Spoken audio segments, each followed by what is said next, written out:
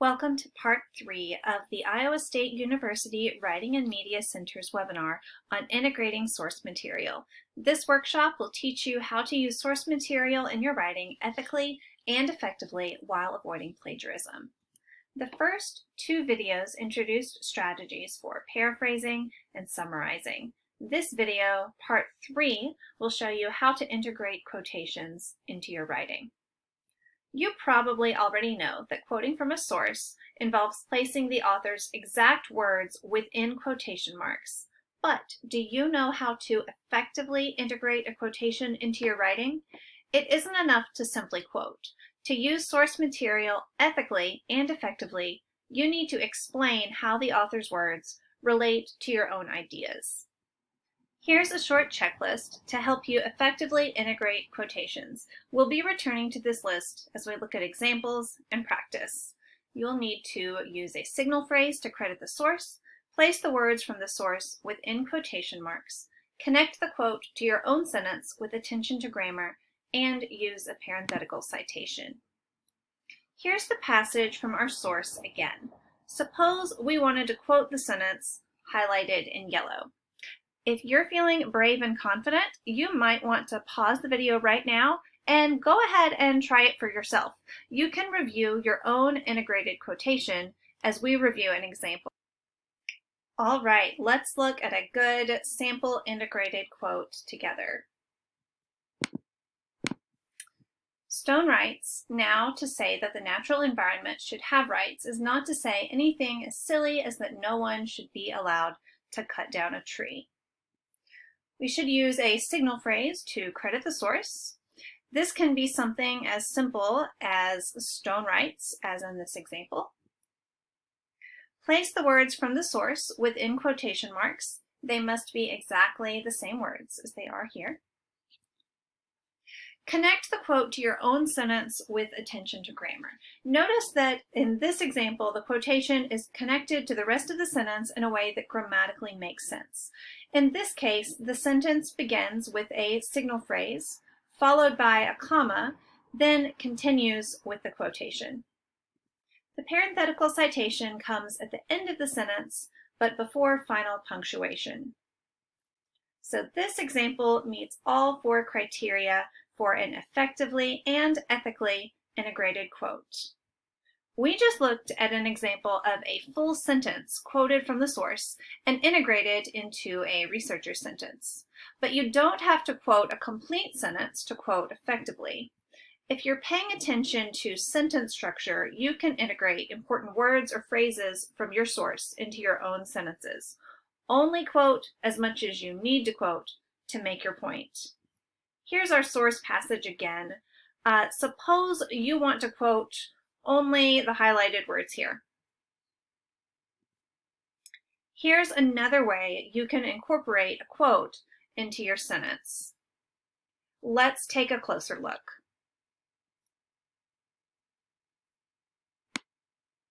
Notice how the signal phrase clearly identifies the source, author's name, source of publication, and even the year of publication. Place the exact words from the source within quotation marks. The ellipsis indicates that one or more words from the original source are not included here. Different style guides have different guidelines for use of ellipses, so check your style guide. The ellipsis can be a useful tool for quoting efficiently, fitting a quote into the grammar of your own sentence, and being ethical and transparent with your audience about what your source does and doesn't say. Check your style guide, check with your instructor, or visit the WMC for help with the finer points of punctuation and source integration. To check the grammatical flow, it often helps to read the whole sentence out loud. Christopher D. Stone, writing for the Southern California Law Review in 1972 to advocate for the legal rights of trees and other natural objects, explains that to say that the environment should have rights is not to say that it should have every right we can imagine, or even the same body of rights as human beings have. This sentence would make complete grammatical sense with or without the quotation marks. We include the quotation marks to identify the words of the source. It can help to consider the words apart from punctuation, though, to make sure the grammar of the quote fits smoothly into the grammar of our own sentence. Also, note the difference that the word that makes before the quote. If you weren't using the word that, you'd use a comma after explains here instead. Include the parenthetical citation at the end of the sentence before final punctuation. You can integrate a quotation into any part of your own sentence, the beginning, the middle, or the end. Let's look at some examples. Here's an example of a quotation integrated at the beginning of the sentence. Corporations have rights, but they cannot plead the Fifth Amendment, Stone reasons, going on to cite the court case in re Galt to show that, legally speaking, young teenagers do not possess the same legal rights as adults. Here, the signal phrase helps transition from the quote to the rest of the sentence, which paraphrases the source. Words from the source are enclosed within quotation marks. When a quote is integrated, it fits within the grammar of the surrounding sentence. This sentence would make complete grammatical sense whether or not quotation marks are present. Include the parenthetical citation at the end of the sentence before the final punctuation. When using parenthetical citations, follow your style guide, whether that be MLA, APA, Chicago, or something else. You can integrate a quote into the middle of your sentence like this. While Christopher Stone refuses to say anything as silly as that no one should be allowed to cut down a tree, his 1972 article in the Southern California Law Review advocates for legal recognition of the rights of trees and other environmental objects. Credit the source within your own writing by using signal phrases. Signal phrases help you introduce quotes. They can also help you contextualize source material and establish your source's credibility. The opening signal phrase includes the author's name and a strong verb to introduce the quote. This sentence also includes other key pieces of information about the source. The words from the source remain within quotation marks no matter where they are in the sentence. This sentence is structured so that the meaning makes sense regardless of what's in quotation marks. The sentence begins with while Christopher D. Stone refuses to say anything as silly as that no one should be allowed to cut down a tree. A comma follows this introductory clause, and then the sentence continues with the main clause. His 1972 article in the Southern California Law Review advocates for legal recognition of the rights of trees and other environmental objects. So this sentence does make complete grammatical sense. The parenthetical citation tells us which page the quote came from. You could also place the quotation at the end of your sentence. Here's an example.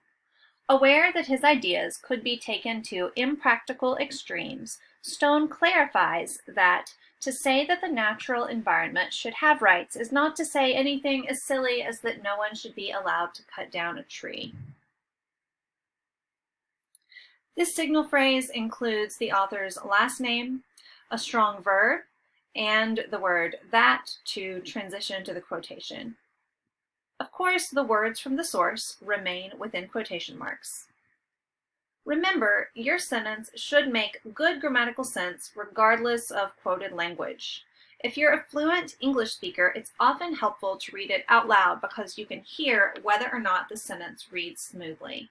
If you're not a native English speaker, it might be more difficult to catch the nuances of the sentence structure.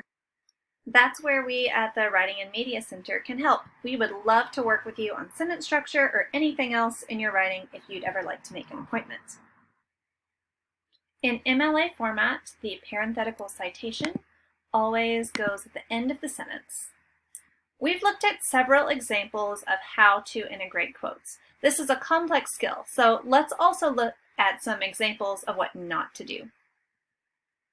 Here's an example of an attempt to integrate a quote, but it needs some work. Let's test it according to our 4 criteria. signal phrase, quotation marks, integration with attention to grammar, and parenthetical citation. Does the writer use a signal phrase to credit the source? Sort of, yes. That information is right here. The writer names the author and uses a strong verb. Quotation marks, check. This quotation is not attached to the writer's own sentence. The first sentence actually ends here before the quote begins, and the quote is left all by itself. This mistake is commonly called a dropped quote or an orphaned quote. It's very important to keep your quotations grammatically connected to your own writing. Here's another example of an attempt to integrate a quote. This example also needs some work. You might want to pause the video before we go on to see what you notice on your own. All right. As you may have noticed, there is no signal phrase. But perhaps this writer has used a clear signal phrase in some nearby sentence that also draws from this source. If so, that would probably take care of criteria number 1. Let's keep going. We do have quotation marks around the words from the source. That's good. But this quote is not well integrated. We see a comma between vote, which comes at the end of Christopher Stone's own complete thought, and this, which comes at the beginning of the student, writer, researcher's complete thought. This is an example of a comma splice, not a clear sentence, since a comma alone cannot connect complete thoughts. This quote is not really integrated at all, since it does not fit into the grammar of the writer's own sentence. And another problem is that there is no parenthetical citation to refer us to the source. Let's review what we've learned about using source material. When integrating quotations, use a signal phrase to credit the source. Place the words from the source within quotation marks. Connect the quote to your own sentence with attention to grammar, and of course, always cite the source. Thank you for watching this video on integrating source material produced by the Writing and Media Center at Iowa State University. Part 4 of this webinar will discuss how to combine the strategies we've shown you in parts 1, 2, and 3, and also how to avoid plagiarism. We hope you'll watch that video. Remember, you can schedule a one-on-one consultation at the Writing and Media Center at any time by calling 515-294-5411 or by visiting our website, www.wmc.dso.iastate.edu. We hope to see you at the WMC.